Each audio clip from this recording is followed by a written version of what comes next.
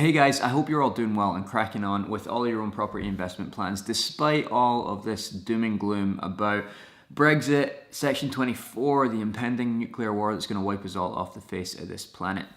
We are certainly keeping ourselves busy. We've got about 23 HMO rooms hitting the market in the next couple of months. We've got a dozen single lets on the go. Our projects are certainly not slowing down. And honestly, despite all of the legislation changes that are coming in and that people are scared about and worried about and don't really understand, I don't see any reason why we shouldn't be cracking on at full pace. And one of those particular pieces of legislation I want to touch on today is surrounding HMO licensing, because there is so much misunderstood or misinformation out there.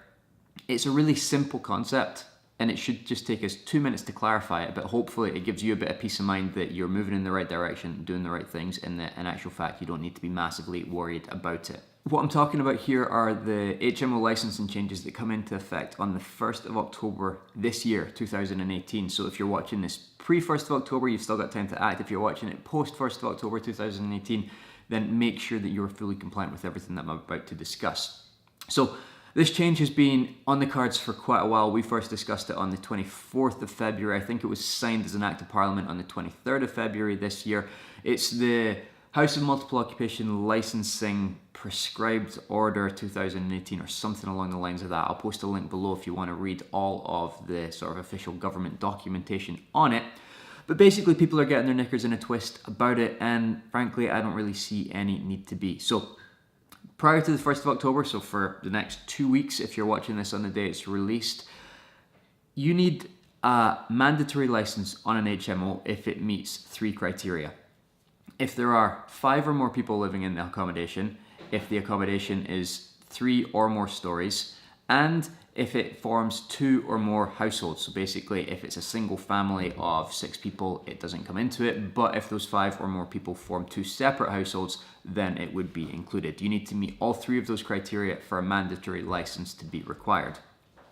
As of the 1st of October, the only change that is coming in is to the number of stories. So no longer will it need to be 3 or more stories. The new licensing will be applicable to any property regardless of the number of stories. So if it goes down to 2 stories, it still needs a license. If it goes down to 1 story, it still needs a license, so long as there are 5 or more people forming 2 or more households living there. So if that's the only difference to licensing, how does it impact you and what exactly do you need to do? Well, the good news is if you had a license on your property prior to the 1st of October and it has not expired yet, you do not need to do anything until that license expires. And because it is already licensed, you would just do as you would do anyway when that license does expire. You go to your council, you apply for a new license, job done. Where there's a little bit of uncertainty is what exactly you need to do if you were currently managing a previously unlicensed property that will be licensable under the new regulations. And this is quite important. If you are operating such a property, so you need to be aware of this, so 5 or more people forming 2 or more households across any number of stories, then you will need to apply for a license. Your house will be licensable from the 1st of October, and the important thing is you need to have your application for this license submitted before the 1st of October, which means you've only got a couple of weeks to get this application submitted.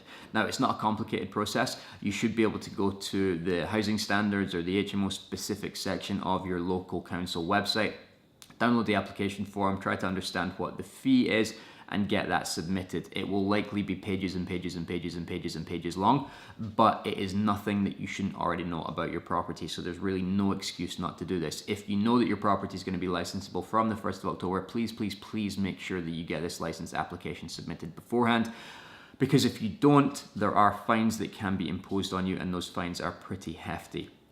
Obviously, if you're in the process of creating an HMO that will fit the new license requirements, or you decide to do so at some point in the future, then it's just a case of applying for that license once the project is complete. But the real priority here is for people who are managing properties that are not currently licensable that will be from the 1st of October. I know I'm sounding like a broken record here, but I really need to stress the point. You need to get your application in ASAP. It's super important to keep in mind that planning is different from licensing, and whilst that's not directly applicable to what we're talking about today, it is always relevant and necessary to repeat this because people get them confused and forget the differences so often. So just because your property doesn't need planning permission doesn't necessarily mean that it will not be licensable. In fact, as I've said, the two things are completely separate. Typically for an HMO, you'll need planning if you have got 7 or more occupants, if you have got a commercial building that you're converting into residential, or if you are converting an existing C3 residential dwelling into C4 in an area where it is not permitted development. So an Article 4 area would be a great example of this, where the permitted development rights have been removed on all C3 to C4 conversions, or in some conservation areas where they've also removed those same permitted development rights. Keep this in mind that planning is completely different from licensing, so do not get the two mixed up.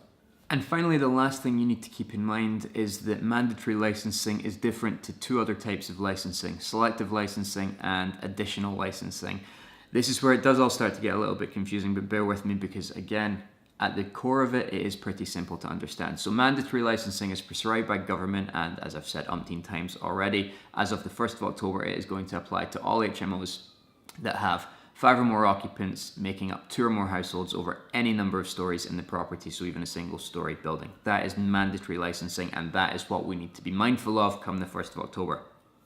Two other things that are in effect though: additional licensing. Now this is where a local council can introduce licensing on any HMO regardless of whether it meets the licensing HMO test. So it could be any number of occupants across any number of floors. So if you've got 3 or 4 people sharing a house, you would also need to apply for a license. This is done on a council by council or borough by borough basis, so check with your local council as you're doing your development project to understand if you need additional licensing. And finally, selective licensing isn't specific to HMOs. This is where councils have put in a licensing scheme across all rental properties to try and manage the quality and the condition of those rental properties. So if there's selective licensing in place in your council or borough area, you will need to apply for a license regardless of whether your property is an HMO or not. Again, dead simple to check with your local council, and obviously my dogs aren't a massive fan of selective or additional licensing. I can't blame them, frankly, but as I said, it's actually pretty easy to understand.